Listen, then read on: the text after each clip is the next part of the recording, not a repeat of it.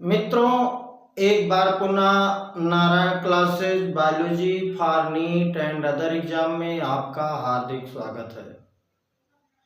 आज की वीडियो में संघ प्रोटिस्टा के प्रोटोजोन्स के बारे में हम लोग पढ़ रहे थे। उसका एक वर्ग था क्लास सिलिएटा, और सिलिएटा में एक जंतु है जिसको हम लोग कहते हैं पैरामीशियम। तो आज हम लोग पढ़ेंगे पैरामीशियम के बारे में।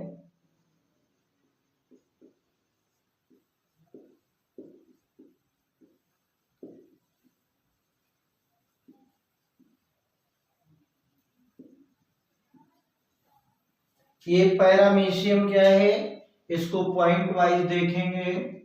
तो पहला पॉइंट है, पैरामीशियम को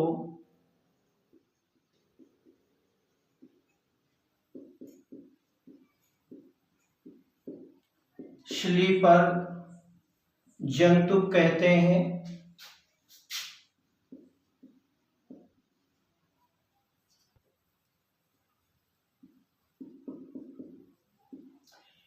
ये जो पैरामीशियम है, इसका आकार मनुष्य के पैर के तलवे जैसा होता है, इसीलिए इसको स्लीपरक जंतु कहते हैं। दूसरा है, शरीर पर पश्चिमाभिकाओं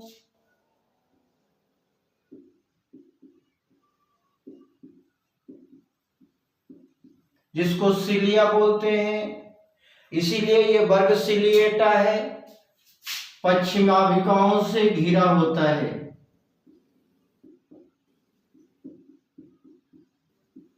पूरे शरीर पर छोटे छोटे धागे नुमा संरचना, जिन्हें हम पश्चिमाभिका कहते हैं, वो होती है। और शरीर के पश्च भाग पर, जो पीछे वाला भाग है, ये जो पश्चिमाभिकाएं हैं, ये लंबी होती हैं।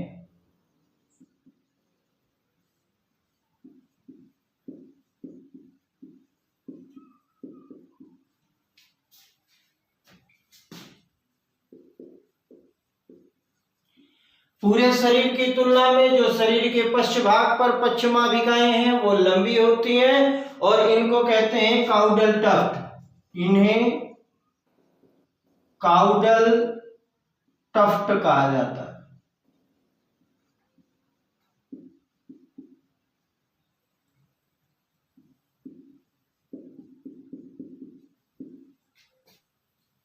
अगला पॉइंट है कि पोषण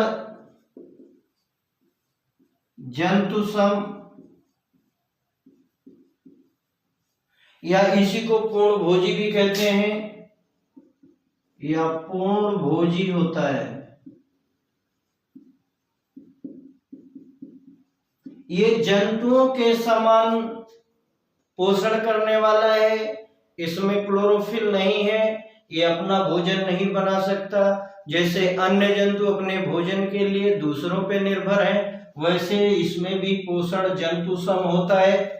अगला पॉइंट है कि पैरामीशियम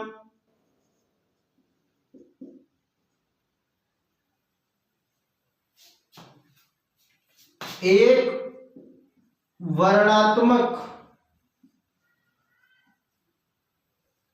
पोषण करता है। इसको कहते हैं फिल्टर फीडर। ये किस भोजन को ग्रहण करना है और किसको ग्रहण नहीं करना है, ये सोचने समझने की क्षमता इसमें होती है। तो पैरामीशियम एक वर्णात्मक पोषण करता है, और पैरामीशियम में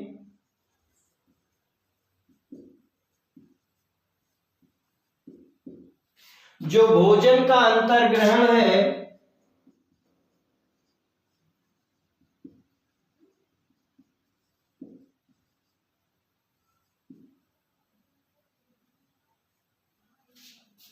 वो कोशिका मुख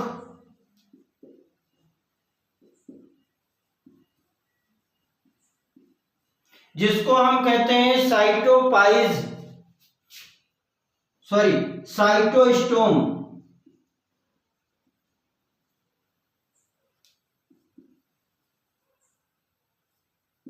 द्वारा होता है।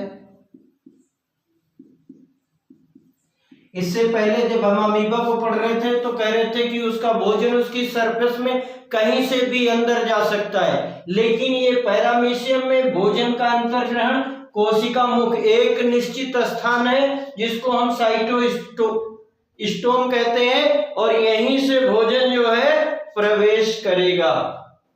अगला पॉइंट है, जब ये भोजन प्रवेश करेगा तो खाद्य धानी बन जाएगी। खाद्य धानी में भोजन का पाचन होगा, पाचन होकर के खाद्य धानी से रिस करके भोजन का अवशोषण हो जाएगा। जो अधपचा भोजन होगा वो खाद्य धानी में ही स्थिर होगा। तो अपचा भोजन युक्त खाद्य धानी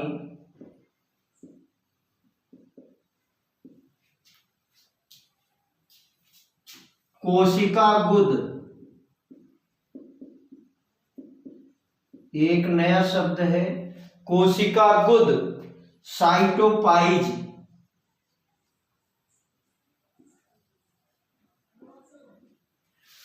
द्वारा बाहर की जाती है, द्वारा शरीर से बाहर की जाती है। यहां पर हमने अभी कहा कि भोजन का जो अंतर्ग्रहण है वो एक निश्चित जगह से होता है, वैसे ही जो बिना पचा हुआ भोजन है वो युक्त खाद्य धानी कोशिका गुद साइटोपाइज द्वारा शरीर से बाहर कर दी जाती है। और एक पैरामीशियम की जाति है पैरामीशियम काउडेटम। पैरामीशियम इसका वंश है, काउडेटम इसकी जाति है। में दो प्रकार के केंद्रक होते हैं।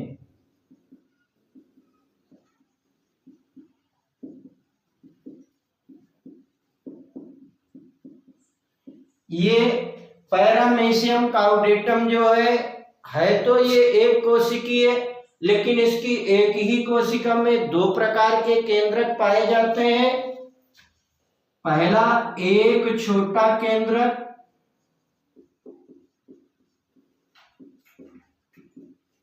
और जिसको हम कह सकते हैं या जनन केंद्रक,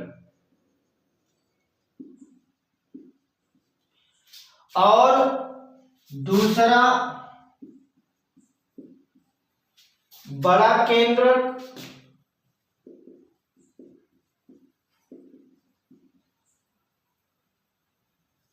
या इसी को गुरु केंद्रक कहते हैं या इसी को वर्धी केंद्रक कहते हैं।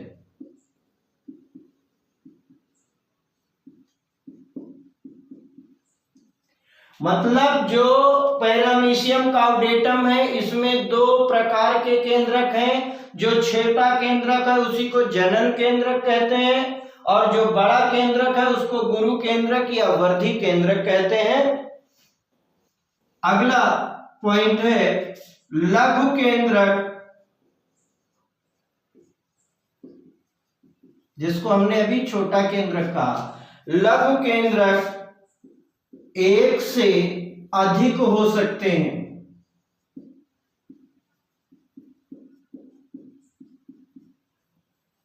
परंतु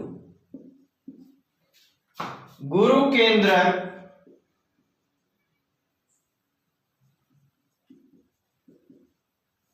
कभी भी एक से अधिक नहीं हो सकते।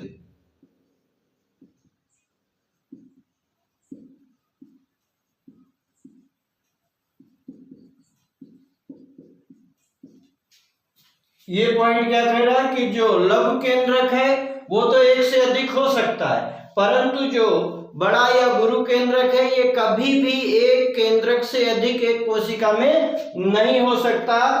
एक प्रजाति है पैरामीशियम आरेलिया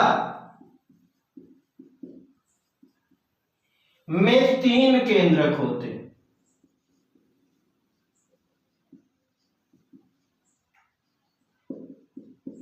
और जो ये 3 केंद्रक होते हैं इनमें 2 लघु केंद्रक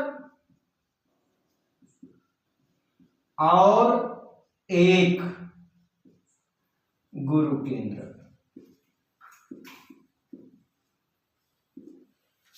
ये पैरामीशियम आरेलिया में 3 केंद्रक कुल होते हैं जिनमें 2 लघु केंद्रक 1 गुरु केंद्रक। अभी ठीक पहले हमने कहा था कि लघु केंद्रक तो 1 से अधिक हो सकते हैं लेकिन गुरु केंद्रक 1 से अधिक नहीं हो सकता। अगला पॉइंट है लघु केंद्रक जनन प्रक्रिया में भाग लेता है या प्रजनन में भाग लेता है।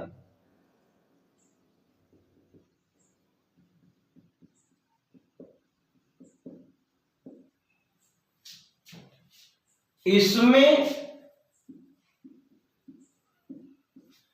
आनुवंशिक सूचनाएं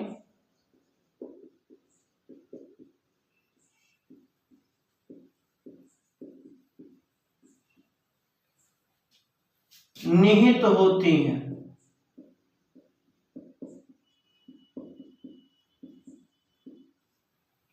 और जो गुरु केंद्रक है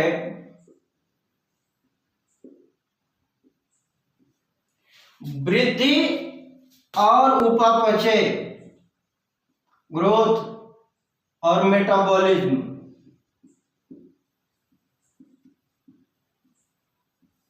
को नियंत्रित करता है।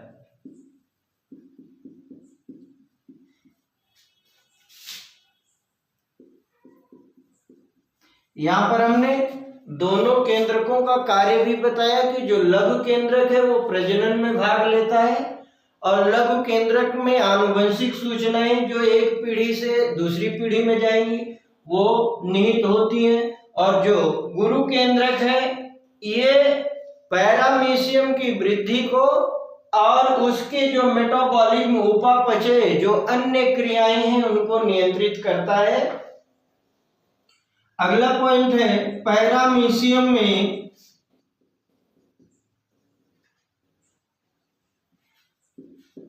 दो संकुचनशील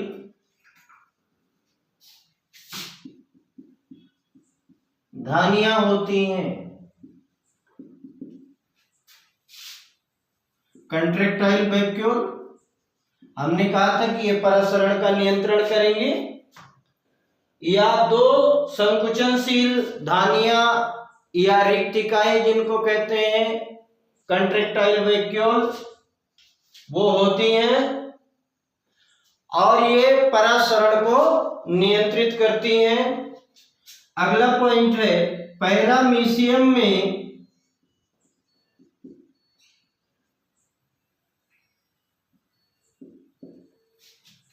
ट्राइकोसिस्ट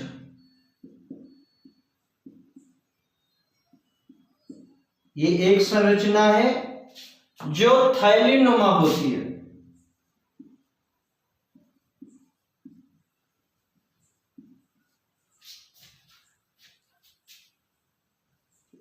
सुरक्षा का कार्य करती है।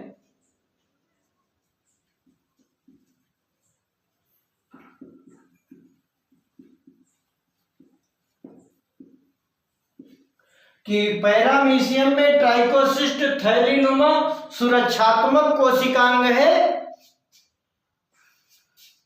अगला पॉइंट है पैरामीशियम में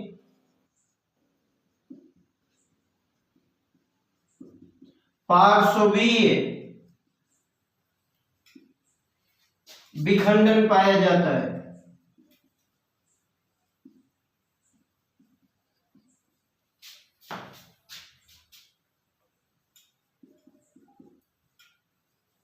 इसका जो विखंडन होगा वो साइड से होता है।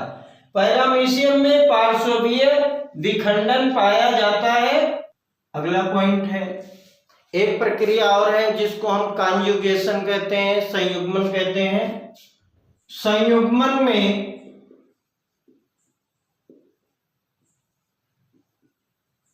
कॉन्जुगेशन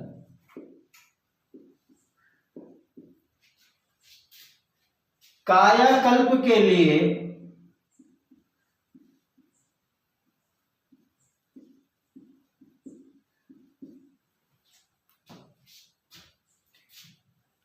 सूक्ष्म केंद्रक में अदला बदली होती है।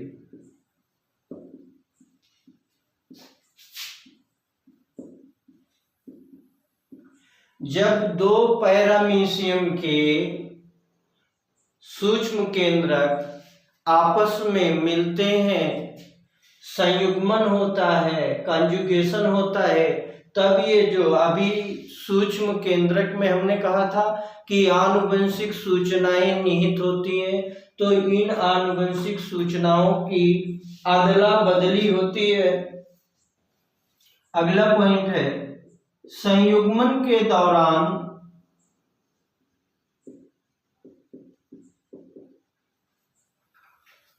पैरामीशियम में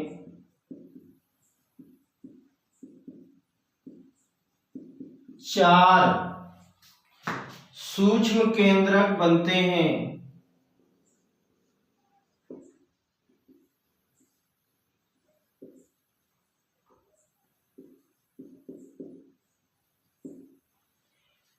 और जिनमें तीन निष्क्रिय हो जाते हैं।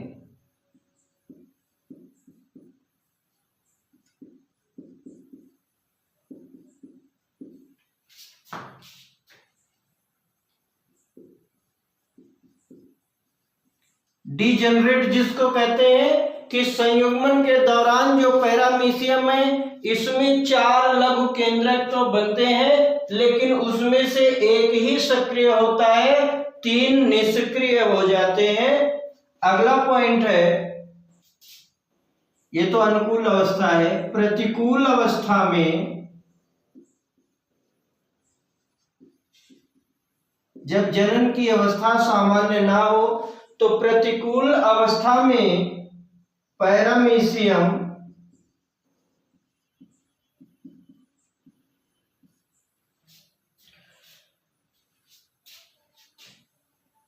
परिकोष्ठन करता है, जिसको हमने शिष्ट कहा था कि अपने चारों ओर एक कवच बना लेता है।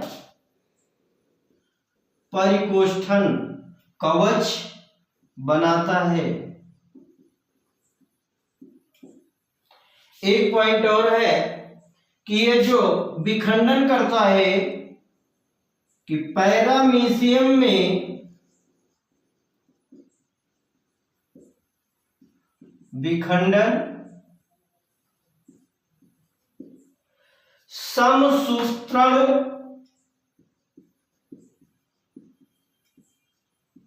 द्वारा होता है। विखंडन में समसूत्री विभाजन होता है, अर्थात गुणसूत्र बंटते नहीं है, जो पहले में है वही दूसरे में भी है। एक वर्ग और था जिसको कहते थे स्पोरोजोआ, और स्पोरोजोआ में हमने आपको बताया था कि स्पोरोजोआ में सभी परजीवी जीव हैं, रोग कारक हैं, और उन रोग कारक में एक रोग के बारे में थोड़ी सी जानकारी हम आप इस वीडियो में प्राप्त करेंगे, जिसका नाम है मलेरिया। ये मलेरिया रोग आप लोग जानते होंगे, ये कैसे होता है इसके बारे में थोड़ी सी जानकारी लेंगे। हालांकि मलेरिया पे एक अलग से वीडियो हम बनाकर भेजेंगे। तो पहला पॉइंट है, लांसीसी वैज्ञानिक का नाम है। लांसीसी ने पहली बार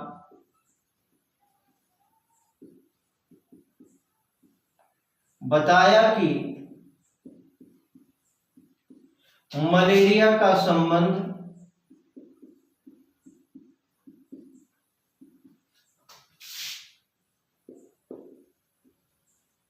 मच्छरों से है। पहली बार लांसीसी ने यह कहा कि मलेरिया कहीं ना कहीं मच्छर से संबंधित बीमारी है। मलेरिया में आप जानते हो कि ठंड के साथ बुखार आता है। इसके बारे में अगला है लेब्रान ने, वैज्ञानिक का नाम है, मनुष्य के लाल रुधिर कणिकाओं में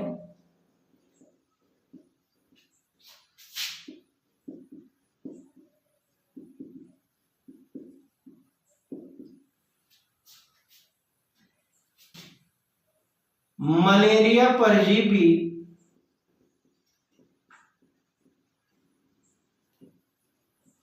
प्लाज्मोडियम, ये मलेरिया का परजीवी है जिसको प्लाज्मोडियम नाम दिया गया है, की खोज की। ये एक एक नंबर में खूब पूछा जाता है इसलिए इसको हम बता रहे हैं। और एक चीज है कि लेब्रान ने ही बताया कि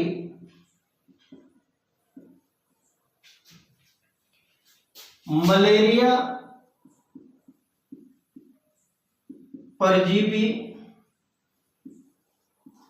एक प्रोटोजोन प्लाज्मोडियम है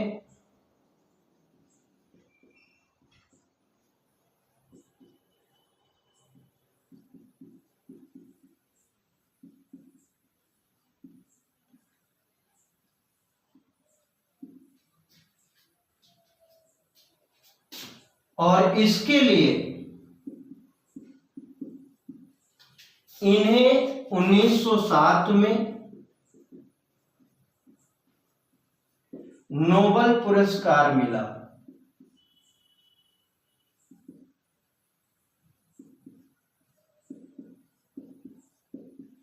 प्लाज्मोडियम की जब खोज कर डाली लेब्रान ने, तो इसके उपलक्ष्य में 1907 में लेब्रान को नोबेल पुरस्कार मिला।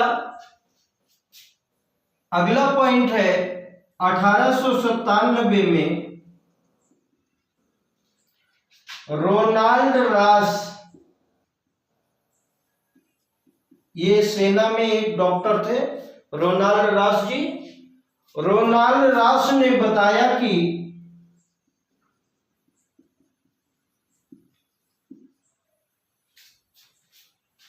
मलेरिया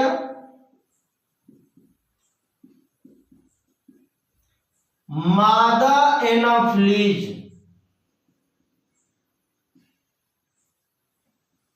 मच्छर द्वारा फैलता है।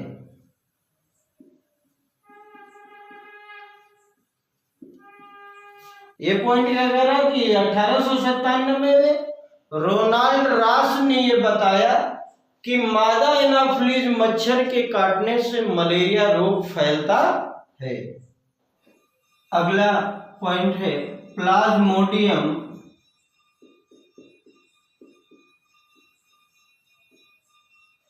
एक द्विपोषदीय परजीवी है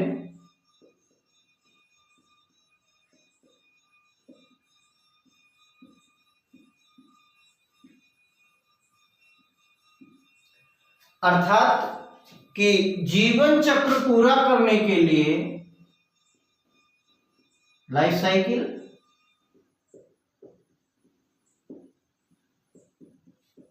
दो पोषकों की जरूरत होती है।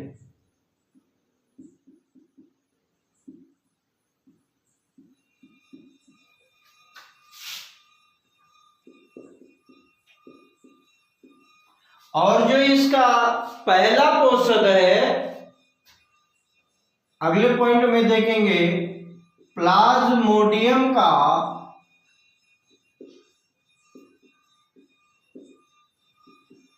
पहला पोषक मनुष्य है और दूसरा पोषक मादा एनाफ्लीज मच्छर है।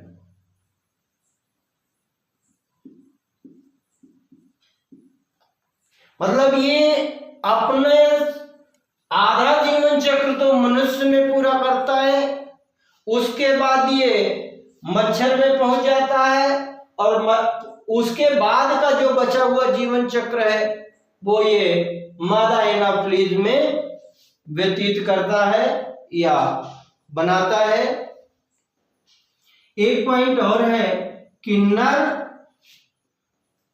एनाफ्लीज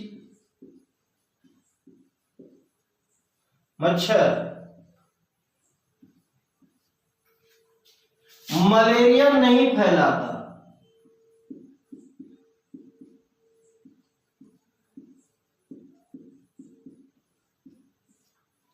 क्यों नहीं फैलाता भाई? क्योंकि इसमें खून चूसने वाले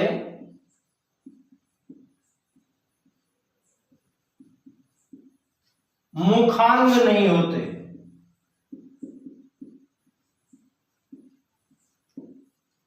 मतलब ये जो नर एनाफ्लीज मच्छर है इसमें मनुष्य के शरीर में चुभाने वाले अंग नहीं है, खून चूसने वाले अंग नहीं है, जो कि मादा एनाफ्लीज मच्छर में है। इसलिए मादा एनाफ्लीज मच्छर मलेरिया फैलाता है, जबकि नर एनाफ्लीज मच्छर मलेरिया नहीं फैलाता। अगला एक पॉइंट और देख लेते हैं कि प्लाज्मोडियम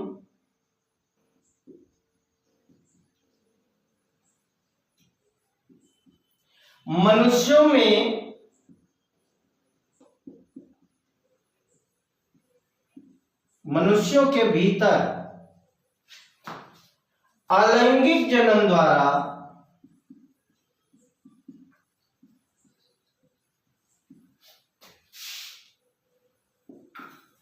जिसको कहेंगे एसेक्सुअल लाइफ साइकिल, अलैंगिक जनन द्वारा संख्या बढ़ाता है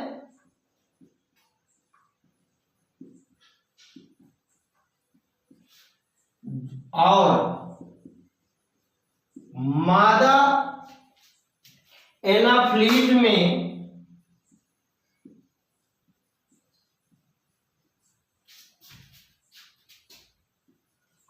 लैंगिक चक्र पूरा करता है।